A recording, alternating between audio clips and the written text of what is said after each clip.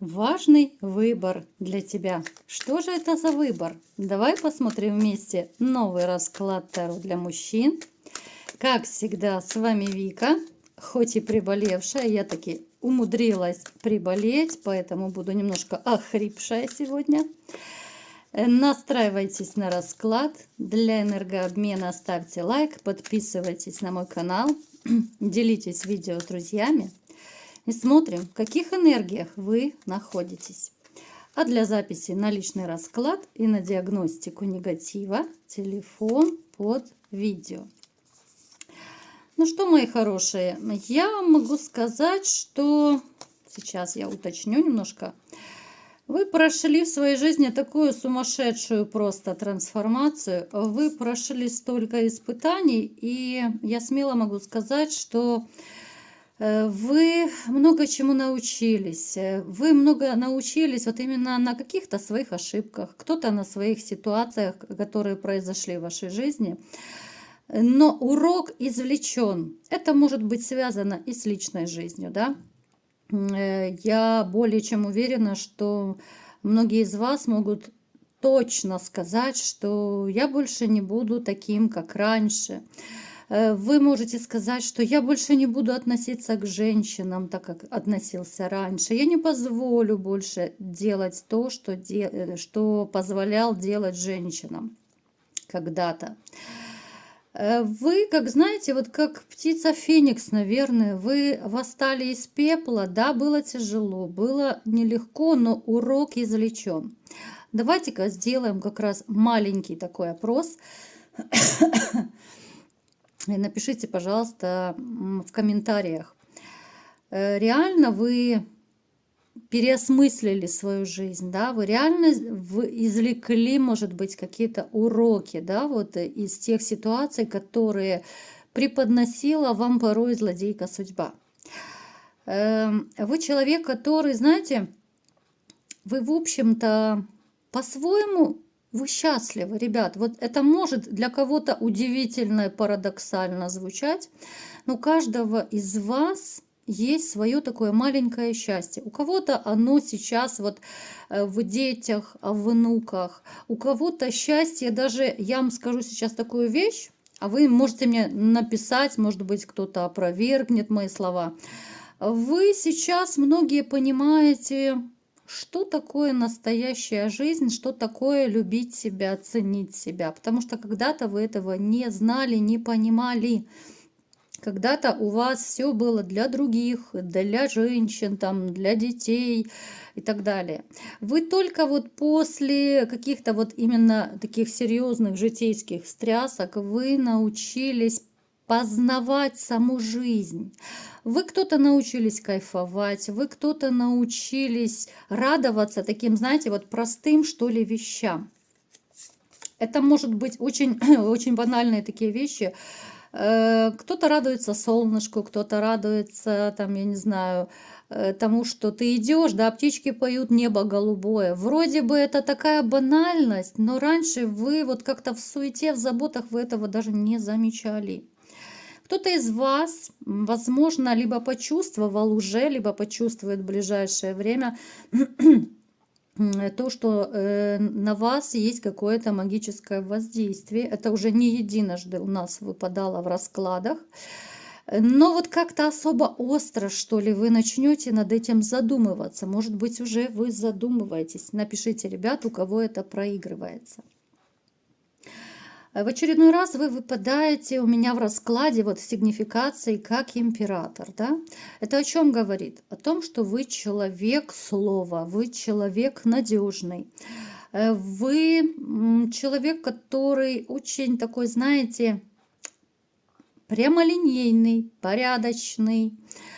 Вы человек, который любит руководить, в общем-то, да, и у вас это, в общем-то, здорово получается.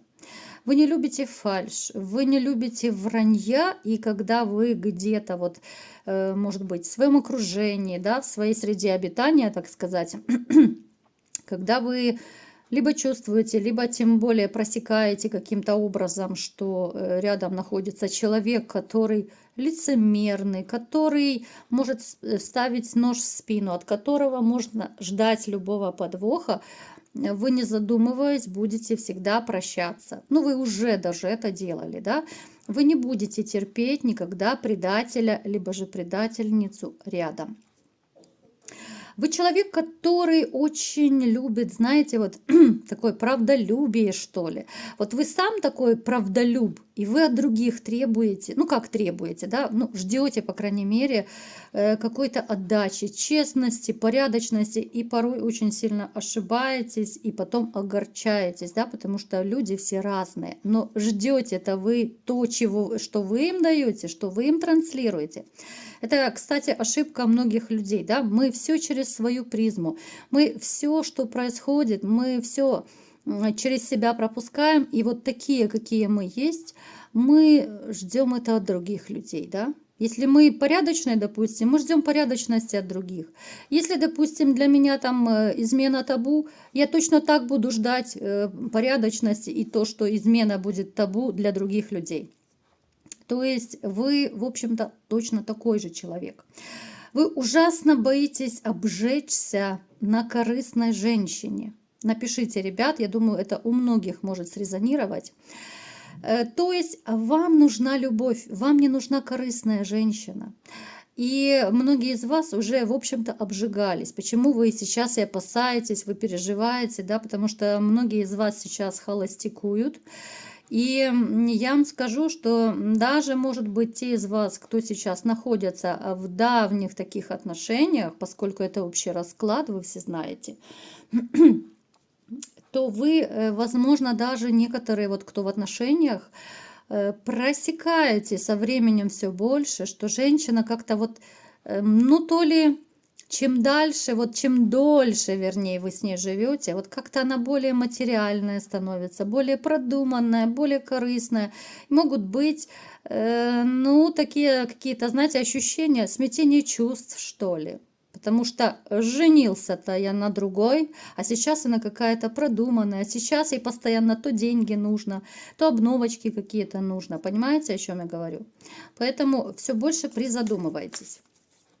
Итак, давайте-ка смотреть мальчишки. Мои любимые мальчишки, хоть я и охрипшая, все-таки думаю, не буду брать больничный, перерыв не буду брать в раскладах.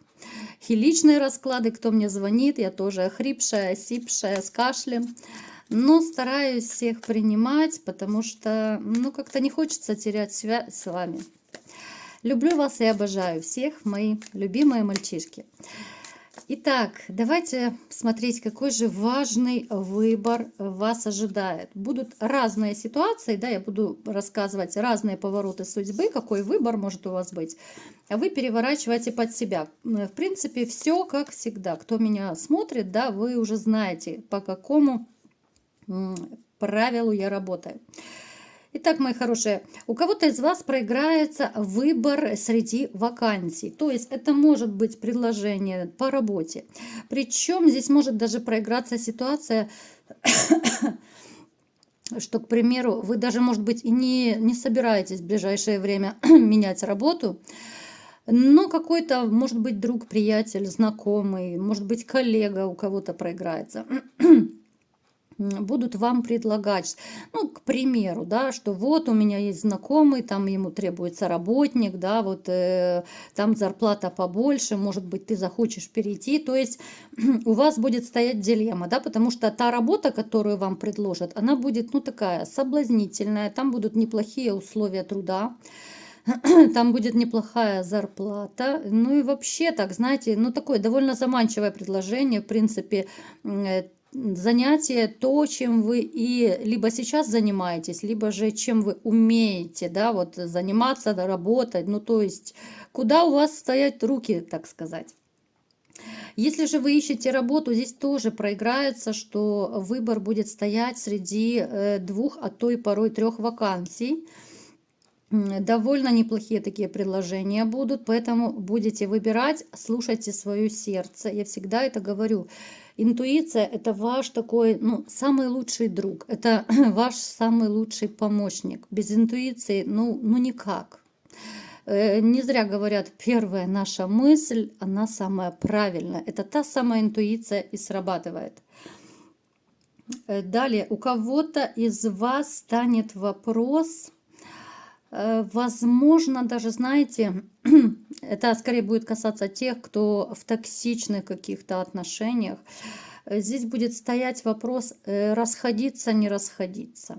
Здесь вы будете долго взвешивать, вы будете думать, потому что будут сомнения еще такие, знаете, материального характера. Вам будет, с одной стороны, вы понимаете, что с женщиной уже невыносимо жить, да, любви нет, тепла нет, ничего нет. Возможно, даже у кого-то дети выросли, взрослые. Ну, то есть, вроде бы ничего не держит, ничего не цепляет. Но в то же время вам будет просто жалко вложенных денег, да, в те же там дома, машины, квартиры, ну то есть во все нажитое имущество, потому что вы вкладывали очень много. Здесь вот именно, знаете, какое-то такое внутреннее сожаление будет, что, елки, я же вкладывался. Возможно, даже вы один вкладывались, а ваша половинка особо, ну так, ни одного кирпичика не положила в этот ваш дом, грубо говоря. Поэтому такая дилемма будет стоять. С одной стороны, что ну невозможно больше так жить, а с другой стороны, это дележка, да, потому что вы понимаете, что придется либо же делить, да, то, что вы строили, либо же в то, что вы вкладывались, да. Поэтому будете размышлять. Это будет такое довольно взвешенное, нескоропалительное решение, но все-таки, я думаю, на чашу весов вы поставите, ну, какую-то свою даже свободу, может быть, да. Здесь уже вы, в конце концов, хоть и будете сомневаться, но в итоге вы плюнете и скажете, ладно, ничего уж, была не была, заработаю еще, да. Потому что все-таки вот вы поймете, что ваше внутреннее такое состояние, ваша внутренняя гармония и спокойствие, оно важнее, чем что-то материальное. Далее, у кого-то из вас может проиграться, что будет выбор. Ну, это скорее по здоровью, ребята. Либо же сейчас, может быть, вы проходите кто-то лечение, либо это будет обострение какой-то болячки. У кого-то это может быть новая болезнь, да, я не говорю там, что что-то ужасное, страшное, нет, не пугайтесь, никого не хочу пугать, просто, ну, знаете, если раньше колола с правой стороны, то в один прекрасный момент может кольнуть с левой, там, где никогда не болело. Понятно, я сейчас утрирую, но то есть у кого-то это может что-то новое вылезти, да, ну, там, где вы не ожидали. Поэтому вы будете решать, кто-то будет взвешивать, стоит ли лечиться дома, либо в больнице, стоит ли, может быть, у кого-то даже стоять вопрос операции, да. Опять же, вас много, это общий расклад. Поэтому не пугайтесь, это не значит, что всем операция, боже упаси. Поэтому здесь просто будут дилеммы, да, те из вас, кому будут предлагать операцию, я бы вам советовала все-таки обратиться еще, ну, к другим докторам, может быть, специалистам, чтобы, ну, взвесить все за и против. Вообще говорят, что когда какая-то ситуация такая по здоровью, да, ну, я имею в виду не банальную простуду, лучше все-таки проконсультироваться с 2, а то и 3 хорошими специалистами и посмотреть, все-таки один диагноз они поставят или нет. Потому что очень часто, вы знаете, могут ошибаться, могут ставить неправильные диагнозы, неправильные анализы даже делают. Я такие истории ужасные наслушалась, просто иногда волосы дыбом становятся, когда, ну, реально люди, вот мои знакомые, рассказывали, путают какие-то там рентгеновские снимки, путают результаты анализов. И причем это касалось вообще очень серьезных болячек. Это самая серьезная болячка, не хочу даже про нее говорить.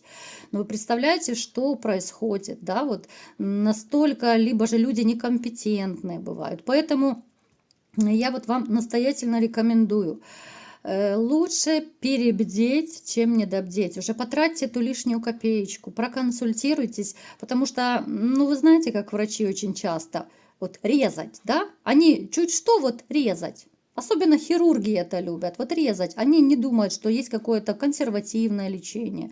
Кому-то, может быть, даже народная медицина помогает. Поэтому, ребят, вот именно вы, у кого может стоять на кону операция, вот подумайте 100 раз, сразу не нужно соглашаться ни в коем случае. Так, еще какой выбор может у вас стоять? Кого-то из вас могут отправить, ну, то ли учиться, либо же на другую специальность, либо на повышение квалификации. Причем здесь, знаете, здесь могут у кого-то из вас даже такие ультимативные рамки вам поставить. Не падайте в обморок. Это опять же, я напоминаю, что это общий расклад, поэтому кому-то из вас может начальство предложить, да, либо ты работаешь, допустим, за копейки, либо ты осваиваешь новую какую-то специальность, и тогда у тебя будет и больше зарплата там, и ты будешь идти по карьерной лестнице и так далее. Либо же кому-то могут вообще, смотрите, ребят, это, конечно, зависит от начальства. Я вижу, что у некоторых есть, ну, такие довольно жесткие начальники, либо же начальницы, и могут, ну, реально поставить ультиматум. Либо же ты повышаешь квалификацию, либо же, там, я не знаю, на учебу, может быть, идешь куда-то, второе высшее, третье высшее. Либо же мы с тобой прощаемся. Тоже такой момент может быть, поэтому учеба, конечно, особо не входит в ваши планы, но здесь ради работы, ради какого-то благосостояния, да, ради того, чтобы, может быть, даже сохранить свое место, вам кому-то придется подучиться. Далее, у кого-то из вас проиграются приветы из прошлого, ребят. Это будет ситуация, я сейчас уточню немножечко. Но это такой привет из прошлого, который вы хотели бы скорее забыть. Это такой привет, которого лучше бы не было. Это скорее пожалует ваша бывшая с какими-то такими, знаете, намеками о примирении. Это будут такие легкие поползновения, это может быть прощупывание ситуации, потому что ну, у нее жизнь как-то особо не складывается. Поэтому она как рак пятится назад, она будет пытаться прощупать, получится с вами помириться, либо же наладить хоть какие-то более-менее отношения или нет. Но то, что я вижу, многие из вас не захотят с ней никаких вообще контактов даже, никакого общения. Разве что вот если у кого есть дети, то ну, по поводу детей, там какие-то элементарные бытовые, может быть, либо же финансовые вопросы, и это максимум.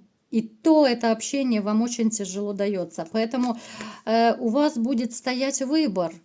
Общаться, не общаться, ну, как я уже сказала, ну, не захотите вы с ней сближаться. Вы это увидите, она постепенно будет какими-то намеками, какими-то зазывами. Ну, знаете, как это обычно женщины любят. То ей нужна помощь, то у нее там что-то дома поломалось. Ну, то есть вот эти вот все сказочки про белого бычка она вам расскажет. Я думаю, вы не поведетесь. Вот не поведетесь большинство, потому что, ну, здесь такой, это даже выбор, не выбор, это скорее ваше решение даже будет. Вы вот приняли для себя решение, что не хочу я с ней общаться, да? Слишком много дерьма, слишком много боли она привнесла в вашу жизнь, поэтому пусть помогают те жезлы, по которым она прыгала, правда, ребят? Простите за такое сравнение, никого не хочу обижать, но тем не менее. Я считаю, что предательницы должны быть где-то там за горизонтом, правда? Я знаю, что многие из вас точно так же считают, вот как и я, да? Ну, предателей нужно держать как можно подальше от себя. Еще какой выбор у вас может быть? Смотрите, у вас будет знакомство с новой женщиной, но вы будете поначалу немножко так сомневаться, стоит, не стоит с ней заводить отношения, потому что женщина вам может показаться немножко такая, ну, то ли эмоционально холодная, вот она какая-то сдержанная. Внешне будет она довольно привлекательная, такая статная. Почему-то хочется ее назвать, ну, такой, знаете, царской особой. Хотя она совершенно не царская особа, просто вот у нее такая, ну вот маска, что ли. Она в душе совершенно другая, и вы это поймете, как только начнете с ней чуть ближе общаться. Но поначалу будет дилемма. Плюс почему-то вы будете думать, что у нее точно кто-то есть. Вот я не знаю, эта мысль поначалу вас, ну, не будет покидать, вы будете постоянно думать, да нет, да у такой женщины обязательно кто-то должен быть. Поэтому будете сомневаться, качели будут, но все-таки вы, я думаю, рискнете и то ли, может быть, разузнаете о ней получше, да, вот ее статус, то ли вы, ну, пойдете ва-банк, что ли, и начнете с ней общаться, а потом уже она, ну реально она вам сама подтвердит, что нет, она свободная, никого нет, что уже как бы она, возможно, даже она давненько не в отношениях, тоже такое может проиграться. Далее, здесь еще пожалует кто-то из прошлого, но это скорее человек, с которым вы конфликтовали когда-то. Человек сделает первый шаг, вы же будете еще, так знаете, сомневаться, стоит, не стоит. Это могут проигрываться разные люди, поскольку это общий расклад. У кого-то это могут даже родственники, с которыми вы когда-то поссорились. У кого-то это, там, я не знаю, кум, брат, сват. У кого-то это коллега, с которым вы когда-то поругались. То есть человек сделает первый шаг, человек, конечно же, не будет приходить, падать в ноги и говорить: прости, там, я не могу без тебя жить, давай мириться. Нет, конечно же. Это будут такие, знаете, тонкие, робкие какие-то шаги. Но тем не менее вы очень быстро поймете, что все-таки человек наступил на свою гордость, человек сделал первый шаг, да, и неважно, кто в этой ситуации был прав, кто виноват. Но вы это оцените, и здесь будет, ну, скорее примирение. Примирение, причем такое за рюмочкой чая, возможно, вы где-то посидите, по-дружески поговорите, обсудите, и все у вас наладится во взаимоотношениях.